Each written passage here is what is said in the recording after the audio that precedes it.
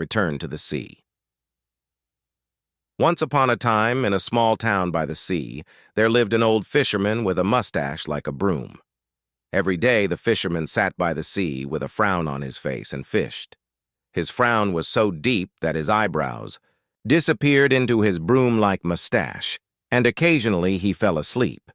But since you couldn't see his eyes behind all that mustache, the only way you could tell was from his snoring, which was hard to hear over the sound of the sea.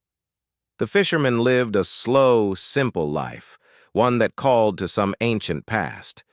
But he did not live in a slow, simple world. When he started fishing, as a young man, other fishermen were like him. They sat on the shore and fished using rods. But over the years, they traded their rods for nets, the shore for ships, contented frowns for crowns of salt, all while the fisherman with the broom-like mustache stayed on dry land. The ways of fishing were not the only thing that changed. Tourists came to swim and sunbathe, rich people rode their yachts out on the water, and loud aeroplanes flew overhead.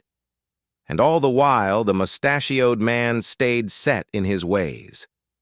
His lifestyle was unprofitable, unsustainable, lazy, yet he never cursed the sea for not giving him enough fish. Enough was what he got, and he always got enough.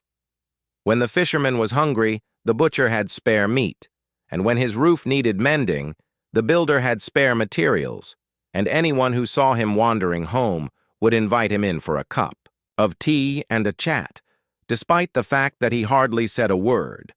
The townspeople saw him as an anchor, the one thing that would never change, and remind them all how fragile their lives were. The fisherman lived alone and never took a wife or a lover. Over the years, the way people spoke about him changed, too. First, he was that way, then queer, then gay, until finally, as times changed and he grew older, people came to accept that that was just how he was and stopped commenting on it. One crisp winter's morning, the fisherman went out at sunrise to fish. But as he cast his rod into the water, he noticed something bubbling beneath the surface. The bubbling grew and spread, like the excretion of an underwater volcano, until finally a huge, bedraggled head emerged from the water as solid as a mountain. The underwater man had kelp for hair, skin as blue as ice, and a beard that made the fisherman's look like a piece of worn carpet. But the great face showed signs of stress and decay. The eyes were ridden with thick red veins, the cheeks were covered with barnacles, and a great patch of hair was missing from his head. Still, there was no mistaking this for any other than the great god of the sea, Poseidon. "Old man," boomed Poseidon, "for many years you have fished my seas." The old man wet his lips and cleared his throat. He spoke so rarely now that his voice was no more than a whisper in the morning. "Must you speak so loud?" he said. "I am not that deaf yet." "Ha," said Poseidon. "You see the god before you that you should fear most, and yet you do not even tremble. Do you accept your death so readily?" The fisherman had heard the stories, of course. No man of the sea lived without hearing them from his father, like a chipped bowl passed down generations. Those who took from the sea risked the wrath of Poseidon in equal accordance to what they took. Many a fisherman's wife said goodbye to her husband in the morning, only to never see him again. "I have respected your seas more than any other," said the man. "I have not tortured your creatures, and I have only taken what I needed to survive. So you think you are better than those who drag nets along my depths and mine my riches." The old man was careful with his words. He knew from tales that Poseidon had a fierce temper, and his arrogance was unmatched. They chose a different path. I was born into this world set in my ways. If I am to face my death, so be it.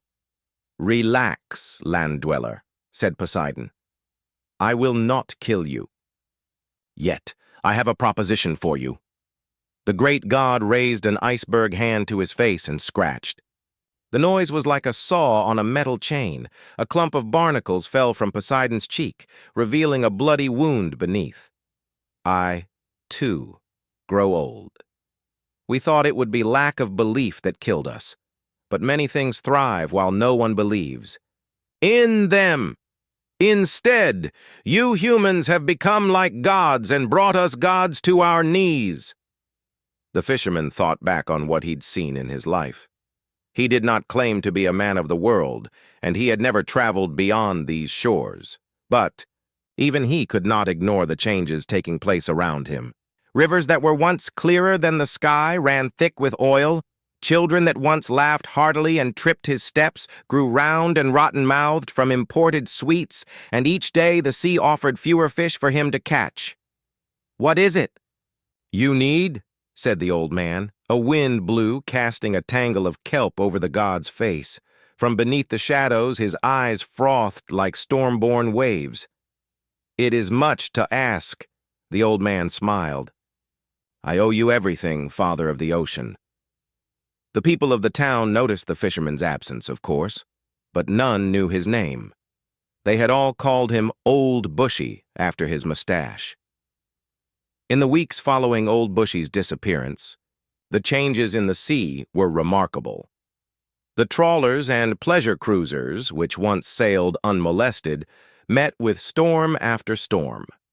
Swimmers were ordered to stay away, but a few foolhardy were dragged to their deaths. What had once been the town's friend now became a brooding enemy, but those who lived off the ocean redoubled their efforts. They built stronger ships, devised systems to predict the currents, fought bitterly against every storm. Eventually, after several months of drawn-out conflict, the sea seemed to give up and returned to its previous calm. Every now and then, a fisherman would be taken as tribute, but that had always been the contract, and these days it was very much in the humans' favor. Still, something had shifted in the waters. The tides pulled with a bit more vigor, the sun did not pierce past the water's surface, and the fish became slipperier. Whispers passed around town. On a clear night with a full moon, they say, if you sit out by the sea, you might see something beneath the water. At first, you'll mistake it for a bed of seaweed, but look closer, and you might recognize a pair of eyebrows and a mustache pressed together into a frown. He watches and he waits.